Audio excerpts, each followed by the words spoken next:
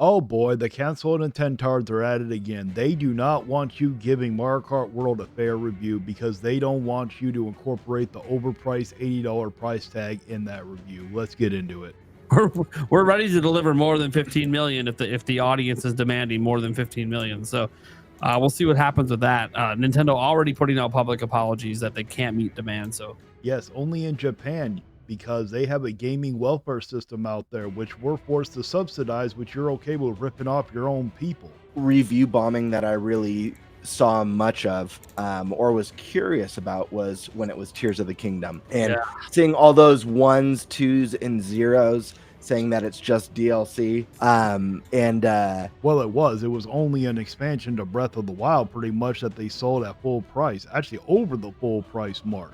Now, I don't think it deserved a 1, a 2, and a 3, maybe a 6 or a 7, but it shouldn't have been held nearly as high as Breath of the Wild.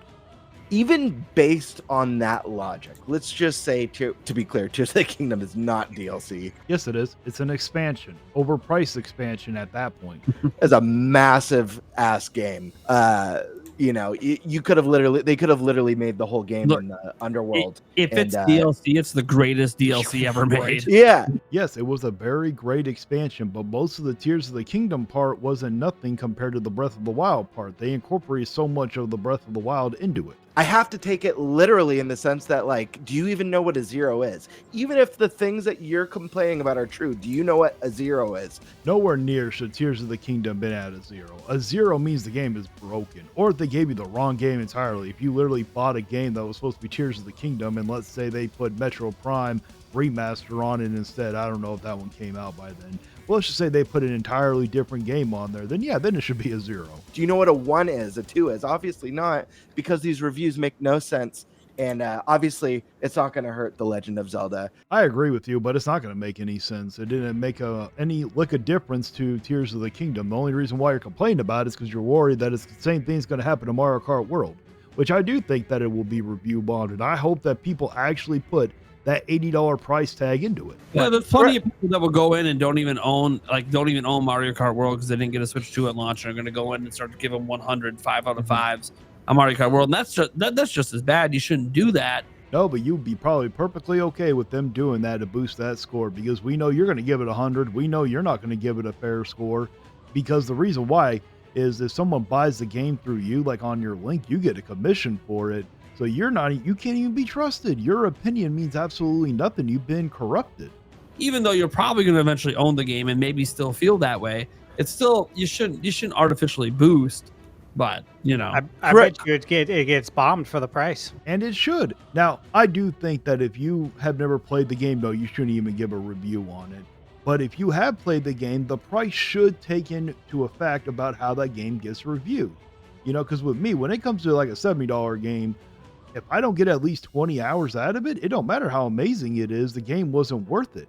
And now they're doing it at a $80 price. That means that game has to at least get 30 hours of actual single player gameplay to make it worth it. Oh yeah, I'm sure. Bombed. It's getting bombed hard. Which is unfortunate, but we know you guys aren't going to give it a fair score, because none of you guys are going to sit there and take that price point into it. You're probably going to sit there and review it just like any other game, which you can't do. It's like, here, Claire Expedition 33. It is a $50 game. They say it's a AA game. Then you look at Assassin's Creed Shadows, which is a $70 game. When it comes to the standard of a review, you cannot hold both games to the same standard. It's unfair. You got one game that's a $50 game, so obviously it's going to be lacking in some areas compared to a $70 game. So obviously the $70 game needs to be held to a higher standard of a review than a $50 game is. That's how it works. I wouldn't be surprised to see user scores are down in like the 3s. Yeah, which is so stupid. And here's the problem with that review that's going to get bummed for the price. As a consumer who, might be on the fence, do I want to get the new Mario Kart? I'm not sure they're going to provide enough helpful information to me to help me determine whether or not I want to purchase the game. Well, neither of you guys are. You're not going to give any helpful information. You're going to completely ignore that $80 price point, and then you're going to sit there and hold it to a same standard as like a Princess Peach Showtime, which is like a $60 game. I don't know how valuable their review is. It's so stupid. Yeah, the little laugh you just gave is because all your guys' reviews are going to be stupid. I know Nintendo Prime is definitely not going to sit there and give a fair review. He can't. He's already sat there and said when he's talked about Mario Kart World, let's take the price aside and let's look at this. And you see a lot of great things that are happening. So he's definitely going to remove that price tag from it. But correct me if I'm wrong, guys. Wasn't there a platform or several platforms that incorporated some sort of rule to help negate review bombing? Like you had to have, like, maybe it was Steam, you have to have a certain amount of hours, or maybe it was like Metacritic where 24 hours after the game released, you were able to review it. Didn't something like that happen? Well, I don't know about a certain amount of hours, but I will sit there and say if you have bought the game, you should be allowed to give it whatever review you want to give it. Plain and simple. So I do think you should have to have bought the game, or not even bought the game, even if you borrowed the game from someone. Because if someone bought a physical copy, which I don't know why you would ever buy a physical copy of that $80 price point, well, let's sit there and say that you do buy a physical copy, you let someone borrow it, then yeah, you should be allowed to review it too. That's a completely fair review. You guys just are hoping that people will sit there, put aside that $80 price point when you cannot. You have to incorporate that in the review. Metacritic has tried to get rid of review bombs, but it doesn't. Platforms like that, it's going to be really hard to. Steam and stuff like that, absolutely, they can put stuff in place. Verified purchase. Verified purchase. Yeah, that should exist. And anyone who has a problem with not being able to review without proving that you've actually played it and own it, like, why should you have to have owned it? You can borrow it from somebody and sit there and play. What about all those people that have GameFly when they rent the game? All those people that will rent Mario Kart World, what's wrong with that one? Why should they not be allowed to make a vote? I mean, but they won't require that. Well, I will say Wii U is interesting because they had user reviews in the eShop. By the way, Nintendo wouldn't mind those coming back. But they'd only let you drop the star rating if you actually own the game. Well, they should bring it back, but I don't agree with that. Because what happens if you sit there and borrow from somebody and play? You should be allowed to give that review. How is that not fair? If you sit there and put it onto your system, played the game, the eShop should be able to detect that. What's the problem with that? Why do you have to pay for it? So you guys are moving the goalposts because you want people that only have played it, that actually have bought the game. You don't want people that sat there and rented it. You don't want people who sat there and borrowed it. You only want people that bought it, because most of the people that are willing to pay for that overpriced game are nothing but Nintendo fanboys anyways, and they're actually going to give a good review. That was at least a nice requirement. You had to spend the money if you wanted to leave the review. Oh, of course you would sit there and support that. I'm glad Nintendo never brought that one back, because that's completely unfair.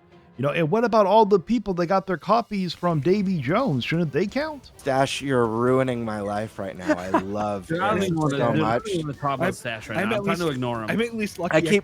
I got to drive home.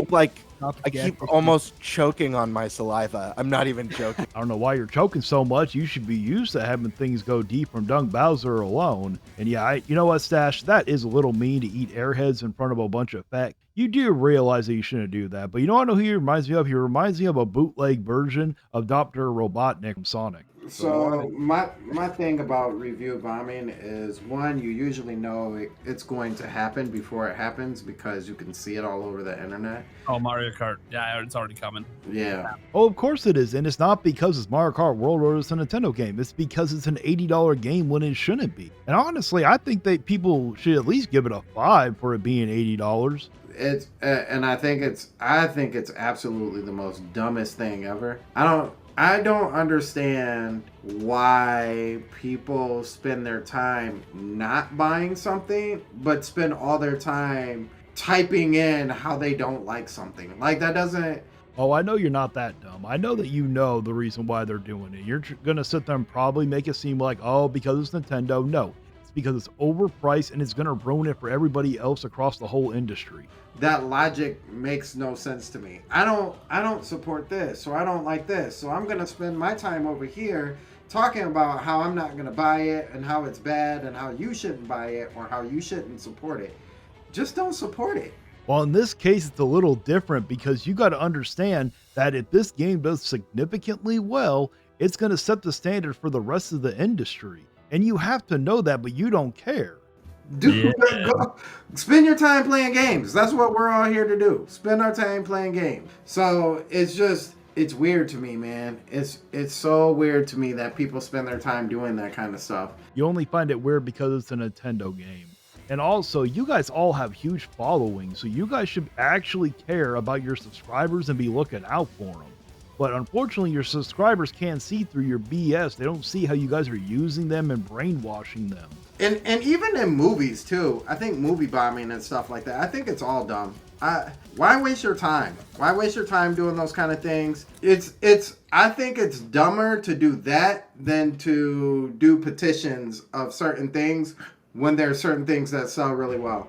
Well, this game is only going to sell well due to the bundle because people are brainwashed and thinking that they're really getting a deal when they're not. Yeah, you might not be paying $50, or you might be paying only $50 instead of $80 for the game, but you're also overpaying $120 for the console itself. It's just dumb. Wedding. If you haven't touched the subject, don't review it. I agree. If you haven't played it, then you should sit there and not review it, just like that man said. You know, at least one of those people on that panel has an IQ above room temperature, so he's pretty much saying if Davy Jones gives you a copy, then you should be allowed to review it. Yeah. I mean, feel free to shout from the rooftops that you do not agree with what what that person said. That's your right to do it. You're only saying that because shouting from the rooftop doesn't work, because I can see through your BS. Even though you're trying to act like you're for the consumer when you're really not. You don't want people reviewing that game like that, even though whether I agree with review bombing or not doesn't really matter. I don't really agree with it, but I understand that people are going to look at this and review this game based upon that price point,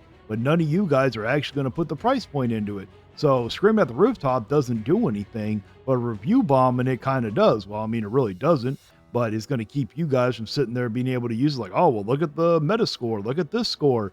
Oh, yeah. To go and actually put a review out there on something that you have not even touched. It's not a review. It's not a review. Just stupid, because you could be costing somebody, and probably not the person that you want to be, their job. Oh, don't try to take the moral high ground now. Don't act like, because I see you guys all nodding your heads. Don't sit there and act like you guys care about people's jobs or anything, because none of you guys care about your subscribers or your fans' wallets or anything. So don't sit there and act like you guys care. You only are acting like this now because you don't want your precious Mario Kart World to get a fair review. Now, I do agree that there's going to be people that are going to review bomb it, but there's going to be a lot of people that can't get one because not everybody can get a Nintendo Switch or a Nintendo Switch 2 who's going to sit there. I don't even know what the term's called, where they, review bombing is obviously when they give it a negative score, but what's the score where they give it a positive score just because they want the game to succeed?